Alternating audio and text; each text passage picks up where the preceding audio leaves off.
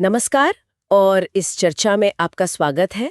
आज हम ट्रेडिंग की दुनिया की गहराई में उतर रहे हैं, ये समझने के लिए कि क्यों ज़्यादातर लोग यहाँ लगातार सफल नहीं हो पाते। क्या ये सिर्फ जानकारी की कमी है या कुछ और है, कोई ज़्यादा बुनियादी वजह? हमारे सामने ना कुछ विश्लेषण और अनुभव है, और ये सिर्फ रणनीतियों या बाजार के उतार चढ़ाव पर फोकस नहीं करते हैं, बल्कि ट्रेडर के मनोविज्ञान, उनके व्यवहार, उनकी सोच पर बारीकी से नजर डालते हैं। तो आज हमारा मकसद सिर्फ आम गलतियों को गिनाना नहीं है, बल्कि उन गहरी मानसिकताओं और आदतों को उजागर करना है जो लगातार नुकसान की नींव रखती हैं। हम सतही बातों से आगे बढ़कर उन मुख्य सिद्धांतों और अक्सर अनदेखी की जाने वाली गलतियों को समझेंगे जो असल में सफलता और असफलता के बीच का फासला तय करती हैं। एक दिलचस्प बात जो इन विश्लेषणों से उभरती है वो ये कि विफलता अक्सर जानकारी की कमी से नहीं आती, बल्कि सच्चाई का सामना करने की अक्षमता से आती है। बाजार की सच्चाई वो तो सीधी है, सख्त है, और इस बात से पूरी तरह उदासीन है कि कोई कितना जानता है या कितनी मेहनत करता है। वो सिर्फ कीमत और वॉल्यूम की भाषा समझता है। तो चलिए इसी परत को खोलते हैं। हाँ, ये एक महत्वपूर्ण नजरिया है। देखिए, ट्रेडिंग को अक्सर लोग सिर्फ नंबरों और चार्ट्स का खेल समझते हैं, लेकिन ये मानवीय भावनाओं का, अनुशासन की कमी या मौजूदगी का, और वो जो पल पल निर्णय लेने होते ना, उसका मैदान ज्यादा है।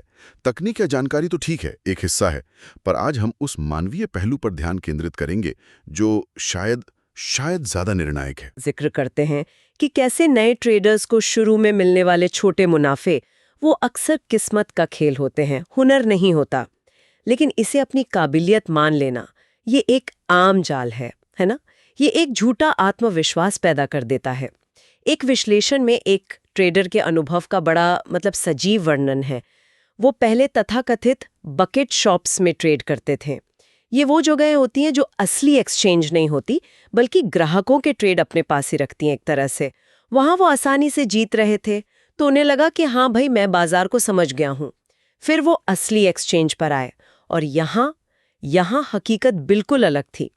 असली बाजार में सौदे भरने में देरी होती थी, स्प्रेड यानी खरीदने और बेचने की कीमत का अंतर वो कहीं ज्यादा था, और वो एज या बढ़त जिस पर उन्हें गुमान था, वो तो जैसे हवा हो गए।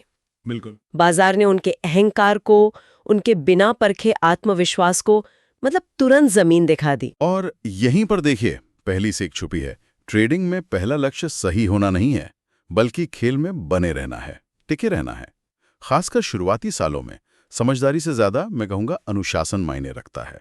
बिल्कुल। दिलचस्प बात यह है कि एक ऐसा नुकसान जिससे आपने कुछ सीखा, जिसका आपने विश्लेषण किया, वो आपको भविष्य में होने वाले किसी बड़े नुकसान से बचा सकता है। जबकि किस्मत से मिला एक छोटा मुनाफा जिसका आपने विश्लेषण नहीं किया, वो आपको कुछ नहीं सिखाता, बल्कि शायद गलत रास्ते पर ले जाता है। बाजार आपके शुरुआती नतीजों की परवाह नहीं करता, और नहीं आपको करनी चाहिए। चलिए अब उस गलती पर आते हैं जिसे कई अनुभवी ट्रेडर्स अपना सबसे महंगा सबक मानते हैं। घाटे वाले सौदे को जरूरत से ज्यादा देर तक पकड़े रहना। यह होता कैसे है? अक्सर एक छोटा सा नुकसान होता है, ट्रेडर उसे काटने में हिचकिचाता है। हाँ। फिर दिमाग उसे सही ठहराने लगता है, ये बस बाजार का शोर है, अरे ये वापस ऊपर आएगा, बस थोड़ा और इंतजार। बिल्कुल, रैशनलाइजेशन शुरू हो जाता है। हाँ, और धीरे धीरे उस ट्रेड से एक भावनात्मक जुड़ाव बन जाता है, और फिर अपनी गलती मानने से ही इनकार। एक स्रोत में लेखक अपनी एक ऐसी ही गलती का जिक्र करते हैं। उन्होंने एक पोजीशन ली और बाजार उनके खिलाफ जाने लगा। उन्होंने अपने लिए एक स्टॉप लॉस तय किया था, वो कीमत जिस पर पहुंचते ही वो नुकसान बुक करके ट्रेड से बाहर निकल जाएंगे, चाहे कुछ भी हो। लेकिन जब कीमत उस स्तर पर पहुंची, उन्होंने उसे नजरअंदाज कर दिया। क्यों? दिमाग ने बहाने बनाने शुरू कर दिए। शायद ये बस एक झूठा ब्रेकडाउन है, यहां से पलटेगा। हाँ, वो उम्मीद। वो उस पोजीशन को अपने स्टॉप लॉस से कहीं नीचे तक पकड़े रहे, और नतीजा एक बहुत बड़ा नुकसान। और वो कहते हैं ये बाजार की गलती नहीं थी, ये अपने ही बनाए नियम को तोड़ने का नतीजा था। वो कारण जो उन्होंने खुद को दिए सब मनगढ़ंत थे, नुकसान हकीकत था। ये सीधे उस मूल सिद्धांत से जुड़ता है जिसे ट्रेडिंग की दुनिया में बार बार दोहराया जाता है। एक छोटा नुकसान सिर्फ एक ट्रेड का हिस्सा है, लेकिन एक बड़ा नुकसान आपकी गलती है। से। और इन दोनों के बीच का फर्क सिर्फ एक चीज तय करती है, समय। आप कितनी देर लगाते हैं। जितनी देर आप नुकसान काटने में लगाते हैं उतना ही आप अपने खाते का नियंत्रण समझिए बाजार को सौंप रहे होते हैं। एक और दिलचस्प बात यह है कि सबसे सफल ट्रेडर्स वो नहीं होते जिनके हर ट्रेड में मुनाफा होता है। अच्छा। हाँ, बल्कि वो होते हैं जिनके नुकसान सबसे छोटे होते हैं। ओके। वे नुकसान को जल्दी, बिना किसी हिचकिचाहट और बिना किसी भावनात्मक बहस के काट देते हैं। अगर कोई छोटा नुकसान लेने की हिम्मत नहीं रखता तो बाजार उसे देर सवेर एक बड़ा नुकसान लेने पर मजबूर कर ही देता है। ये हमें अगले जरूरी पहलू पर लाता है, एक स्पष्ट ट्रेडिंग सिस्टम का होना। स्रोत इस बात पर जोर देते हैं कि ज्यादातर लोग जो पैसा गंवाते हैं वो असल में ट्रेडिंग कर ही नहीं रहे होते हैं, वो तो अंदाजा लगा रहे होते हैं। बिल्कुल, गैम्बलिंग। हाँ, उनके फैसले भावनाओं पर, किसी अंदरूनी खबर की अफवाह पर या सिर्फ उम्मीद पर टिके होते हैं। उनके पास कोई लिखा हुआ, जांचा परखा, दोहराया जा सकने वाला सिस्टम होता ही नहीं है। एक लेखक अपना शुरुआती अनुभव साझा करते हैं कि बिना किसी योजना के सिर्फ बाजार की हलचल देखकर कूद पड़ना कैसा महसूस कराता था। वो कहते हैं, मैं एक अच्छे कपड़े पहने जुआरी जैसा महसूस करता था। असली समस्या गलत ट्रेड नहीं थे, बल्कि किसी भी तरह की निरंतरता का ना होना था। बिना नियमों के ये जानना भी नामुमकिन था कि क्या काम कर रहा है और क्या नहीं। हर ट्रेड एक अलग कहानी थी। बिल्कुल। और एक सिस्टम सिर्फ नियमों का पुलिंदा नहीं होता, समझिए। ये आपको एक ढांचा देता है। ये बताता है कि कब ट्रेड में घुसना है और कब निकलना है। इसके लिए स्पष्ट सिग्नल क्या होंगे, जैसे कि कीमत का किसी खास मूविंग एवरेज को पार करना या कोई पैटर्न बनना। ये बताता है कि हर ट्रेड में कितना जोखिम लेना है, जैसे अपनी कुल पूंजी का सिर्फ 1% या 2%। हाँ, रिस्क मैनेजमेंट। हाँ, ये बताता है कि नुकसान को कहाँ सीमित करना है, यानी स्टॉप लॉस कहाँ लगाना है। और ये सिस्टम आपका अपना होना चाहिए, जिसे आपने बैक टेस्ट किया हो, जो तर्क पर आधारित हो, न कि भावनाओं पर। और सबसे महत्वपूर्ण, आप में उसे लगातार पालन करने का अनुशासन होना चाहिए। देखिए, ट्रेडिंग भविष्यवाणी का खेल नहीं है, ये संभावनाओं और प्रतिक्रिया का व्यवसाय है। एक अच्छा सिस्टम अनिश्चितता को खत्म नहीं करता, लेकिन वो आपको उस अनिश्चितता में सही निर्णय लेने का रास्ता दिखाता है। लेकिन सिस्टम होने के बाद भी एक बड़ी चुनौती है भावनात्मक हस्तक्षेप, डर और लालच। हाँ, ये तो है ही। कई स्रोत इन्हें ट्रेडिंग का खामोश हत्यारा कहते हैं।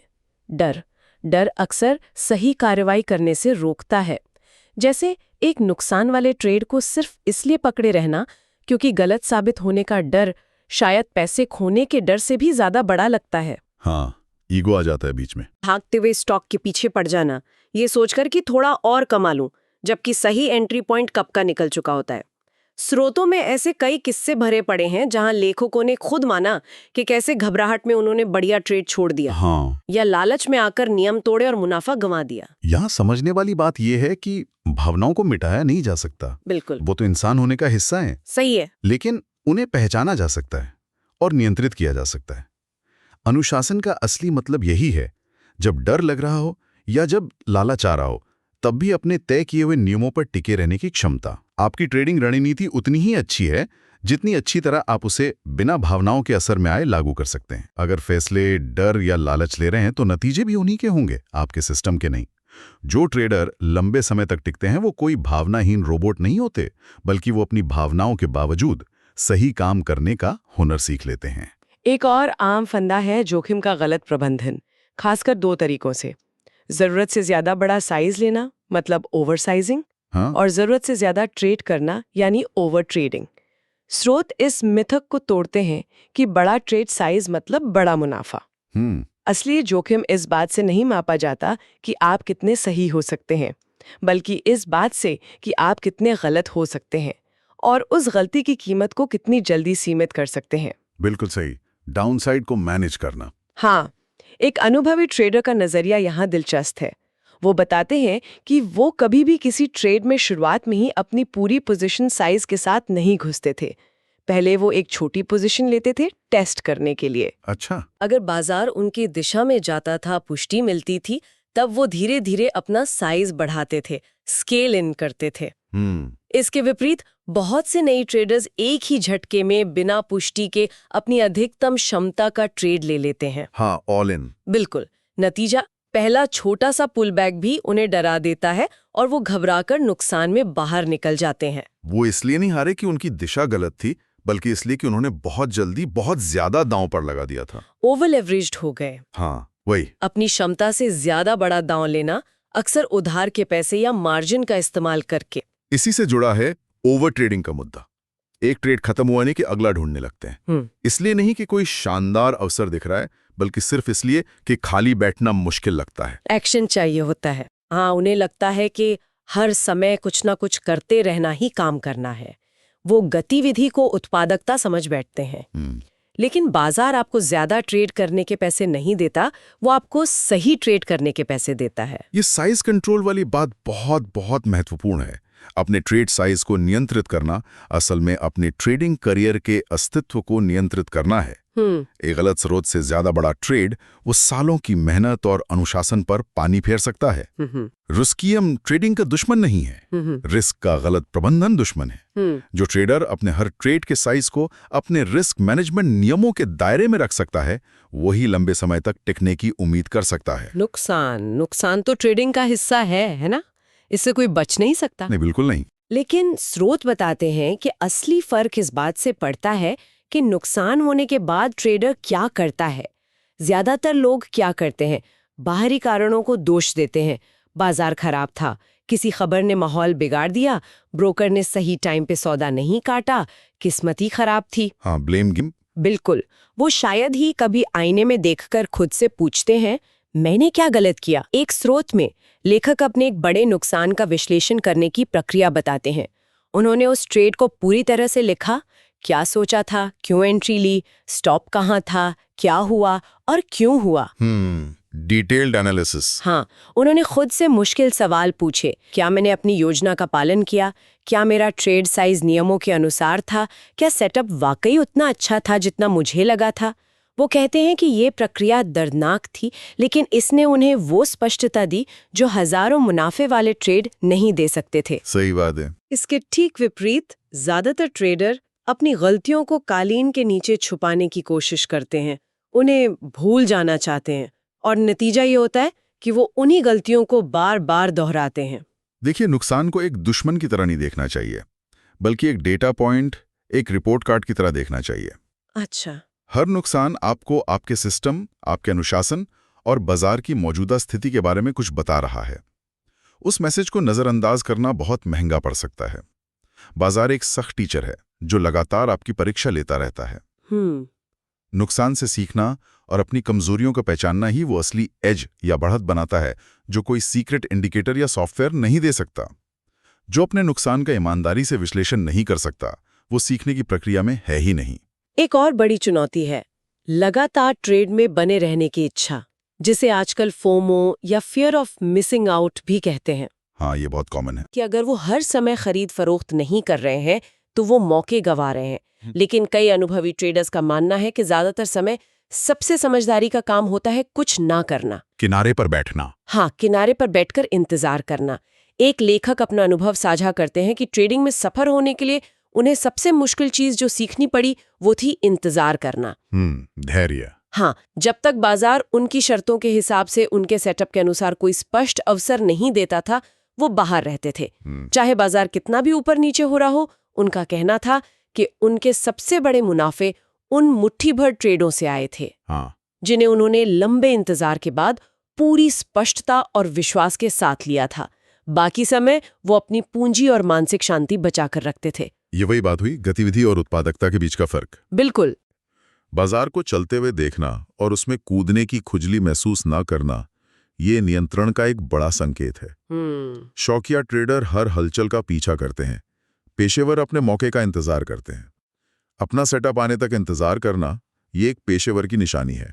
और फिर आता है उधार के भरोसे का खतरा, मतलब टिप्स और सलाहों पर निर्भर रहना। ओह हाँ, ये तो बहुत होता है। ट्रेडिंग की दुनिया टिप्स, सलाहों और गुरुओं से भरी पड़ी है। हर कोई बताने को तैयार है कि क्या खरीदना है और क्या बेचना है, लेकिन स्रोत हमें चेतावनी देते हैं कि बाजार किसी और के विश्वास पर आपको इनाम नहीं देता, वो सिर्फ आपकी अपनी कार्रवाई पर प्रतिक्रिया करता है। और अगर वो कार्रवाई किसी और की सलाह पर आधारित है तो आप एक कमजोर नींव पर खड़े हैं। हाँ, क्योंकि कन्विक्शन नहीं होता। बिल्कुल। एक ट्रेडर ने अपना अनुभव बताया कि जब भी उन्होंने किसी टिप या दोस्त की सलाह पर ट्रेड किया, नतीजा लगभग हमेशा बुरा ही रहा। इसलिए नहीं कि सलाह हमेशा गलत होती थी, बल्कि इसलिए कि उन्हें उस सलाह के पीछे का तर्क नहीं पता था। सही। वो उस सेटअप को नहीं, उस व्यक्ति की बात को ट्रेड कर रहे थे। जब ट्रेड उनके खिलाफ जाता था तो उन्हें पता नहीं होता था कि क्या करना है, और रुकना है, निकल जाना है या एवरेज करना है, क्योंकि फैसला उनका था ही नहीं। उन्होंने सीखा कि भरोसा करने लायक एक ही चीज है, टिप, यानी कीमत और वॉल्यूम का वास्तविक मूवमेंट, जिसे प्राइस एक्शन भी कहते हैं। हाँ, चार्ट्स खुद बोलते हैं। हाँ, ये बाजार के खिलाड़ियों का इरादा, खरीदने या बेचने का दबाव, मजबूती या कमजोरी, सब कुछ बिना किसी लाग लपेट के दिखाता है। इसे किसी खबर या एक्सपर्ट की कमेंट्री की जरूरत नहीं होती। जब उन्होंने सिर्फ टेप पढ़ना सीखा और उसी के आधार पर फैसले लिए तो उनके ट्रेड में स्पष्टता आई। जब दूसरों की सुनी तो हमेशा एक संदेह बना रहा। ये सीधे तौर पर निर्णय लेने के स्वामित्व से जुड़ा है। आपकी कार्रवाई आपके अपने सिस्टम, आपके विश्लेषण और नतीजों को स्वीकार करने की आपकी तैयारी से आनी चाहिए, चाहे वो मुनाफा हो या नुकसान। अगर आप अपने खुद के विश्लेषण और निर्णय पर भरोसा नहीं कर सकते हैं, तो शायद आप अभी असली पैसा जोखिम में डालने के लिए तैयार नहीं हैं। इस बाजार में अनुयायी बनकर लंबे समय तक टिकना लगभग नामुमकिन है। और अंत में वो सुनहरा नियम, जिसे लगभग हर ट्रेडर ने सुना है, पढ़ा है, किसी सेमिनार में सुना है, नुकसान जल्दी काटो और मुनाफे को चलने दो। Classic, cut your losses, let your profits run. हाँ, सुनने में कितना आसान लगता है, लोग सिर हिलाते हैं, दूसरों को ये ज्ञान देते भी हैं। लेकिन जब बाजार का दबाव आता है तो ठीक इसका उल्टा करते हैं। छोटे से मुनाफे को देखकर जल्दी से ट्रेड काट लेते हैं। हाँ, डर के मारे। हाँ, डर के मारे कि कहीं ये चला ना जाए, और नुकसान वाले ट्रेड को पकड़े रहते हैं, इस उम्मीद में कि ये वापस आ जाएगा। इस नियम के पीछे का कारण क्या है? स्रोत बताते हैं कि ये बाजार की स्वाभाविक अप्रत्याशितता है। कोई नहीं जानता कि अगला मूव क्या होगा। बिल्कुल। इसलिए लगातार पैसा बनाने का एकमात्र तरीका है कि जब आप गलत हों तो नुकसान को न्यूनतम रखें, और जब आप सही हों तो मुनाफे को अधिकतम बढ़ने दें। लेकिन इसके लिए जिस अनुशासन की जरूरत होती है वो बहुत दुर्लभ है। डर हमें मुनाफे जल्दी बुक करने को कहता है, और झूठी आशा हमें नुकसान वाले ट्रेड को और समय देने पर मजबूर करती है। एक लेखक ने पाया कि जब जब उन्होंने सख्ती से इस नियम का पालन किया, छोटे नुकसान तुरंत काटे और जीतने वाले ट्रेड को तब तक चलने दिया जब तक बाहर निकलने का स्पष्ट संकेत नहीं मिला, उनका ट्रेडिंग खाता और उनकी मानसिक शांति दोनों बेहतर हुए। हाँ, नतीजे दिखने लगते हैं। हाँ, जब भी उन्होंने इस नियम को तोड़ा, नुकसान बढ़े होते गए और तनाव बढ़ता गया। ट्रेडर्स इसलिए असफल नहीं होते कि उन्हें ये नियम पता नहीं है, बल्कि इसलिए कि उनमें दबाव के क्षणों में इसका पालन करने का आत्मनियंत्रण नहीं होता। सच तो ये है कि शायद ये एक अकेला व्यवहार, नुकसान जल्दी काटना और मुनाफे को बढ़ने देना ही उन 90% लोगों को अलग करता है जो असफल हो जाते हैं उनसे जो इस खेल में टिके रहते हैं। ये सिर्फ जानकारी का सवाल नहीं है, ये व्यवहार का, अनुशासन का और भावनाओं पर नियंत्रण का सवाल है। ये वो विभाजक रेखा है जिसके एक तरफ अंदाजा लगाने वाले, भावनाओं में बहने वाले और पछताने वाले लोग हैं, और दूसरी तरफ वो हैं जो योजना बनाते हैं, अनुशासन से काम करते हैं और लंबे समय तक टिके रहते हैं। तो आज की इस गहरी चर्चा से मुख्य बातें क्या निकल कर आती हैं? इन विश्लेषणों और अनुभवों से ये बिल्कुल स्पष्ट है कि ट्रेडिंग में विफलता काफी हद तक अनुमानित व्यवहार पैटर्न से जुड़ी है। अनुशासन की कमी, भावनात्मक फैसले लेना, जोखिम का सही प्रबंधन न करना, अपनी गलतियों से सीखने की अनिच्छा, अधीरता, दूसरों की सलाह पर जरूरत से ज्यादा निर्भरता और उस सुनहरे नियम का लगातार उल्लंघन। नुकसान जल्दी काटो, मुनाफे को चलने दो। ट्रेडिंग में बढ़त या एज कोई छुपा हुआ राज नहीं है ना, बस उस पर टिके रहना मुश्किल है। हाँ, मुश्किल है पर नामुमकिन नहीं। ये सिद्धांत, अनुशासन, एक परिभाषित संरचना, भावनात्मक संतुलन, जोखिम प्रबंधन, ये समय के साथ बदलते नहीं हैं। ये ट्रेडिंग के सनातन सत्य हैं। ये टिप्स नहीं है बल्कि आधारशिलाएं हैं, और अगर आप इन्हें तोड़ते हैं तो बाजार आपको माफ नहीं करता। बिल्कुल सही कहा। और जैसा कि कुछ स्रोत कहते हैं, देखिए, बाजार आपका दुश्मन नहीं है। आपकी अपनी आदतें, आपकी दुश्मन हो सकती हैं। हम्म।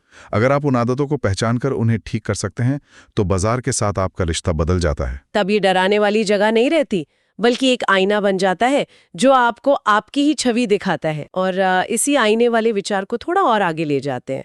अगर बाजार हमारी ट्रेडिंग आदतों को दर्शाता है, हमारे अनुशासन, हमारे भावनात्मक नियंत्रण, हमारी गलतियों से सीखने की क्षमता को, तो क्या जीवन के अन्य क्षेत्र भी हैं जहां यही पैटर्न दिखाई देते हैं? क्या हमारे काम करने के तरीके, हमारे रिश्ते या हमारी सेहत से जुड़ी आदतें भी इसी आईने में नजर आ सकती हैं? इस पर सोचना शायद दिलचस्प हो सकता है। नमस्ते दोस्तों। स्टॉक मार्केट में पैसा बनाना कोई मैजिक नहीं है। बस सही नॉलेज, सही गाइडेंस और राइट माइंडसेट चाहिए। अगर आप भी सीखना चाहते हो कैसे ट्रेडिंग से रेगुलर प्रॉफिट कमा सकते हो, तो अब वक्त आ गया है अपना जर्नी स्टार्ट करने का। यहां आप सीखेंगे stock market basics, swing and intraday trading strategies, option trading secrets, risk and money management trading psychology, और सब कुछ हिंदी में इजी एग्जाम्पल्स के साथ। चाहे आप बिगिनर हो या एक्सपीरियंस ट्रेडर, ये ट्रेनिंग आपको स्टेप बाय स्टेप ले जाएगी बिगिनर से एक्सपर्ट तक। मार्केट हर दिन मौका देती है, लेकिन बिना नॉलेज के वो मौका रिस्क बन जाता है। तो अब सीखो, समझो और अपना ट्रेडिंग गेम स्ट्रांग बनाओ। Want to learn stock market trading in a simple, practical and profitable way? Call or WhatsApp अभी +91 96 41 28 9557। Limited seats, unlimited learning. Trading सीखो, अर्निंग बढ़ाओ, बिकॉज स्मार्ट लॉक सिर्फ काम नहीं करते, वो मार्केट को काम करवाते हैं। Learn stock market trading, beginners to pro traders. Welcome call, WhatsApp +91 96 41 28 9557। अगर वीडियो पसंद आया हो तो लाइक करें, कमेंट में अपनी राय दें और सब्सक्राइब करना ना भूलें। आपके एक लाइक से हमें मिलता है मोटिवेशन, तो जरूर लाइक करें और शेयर करें अपने दोस्तों के साथ। अभी सब्सक्राइब करें ताकि अगली अपडेट आप सबसे पहले देख सकें। वीडियो अच्छा लगा हो तो नीचे कमेंट करें। आपका फीडबैक हमारे लिए गोल्ड है। सपोर्ट करें चैनल को, लाइक करें, शेयर करें और बेल आइकॉन दबाना मत भूलिए।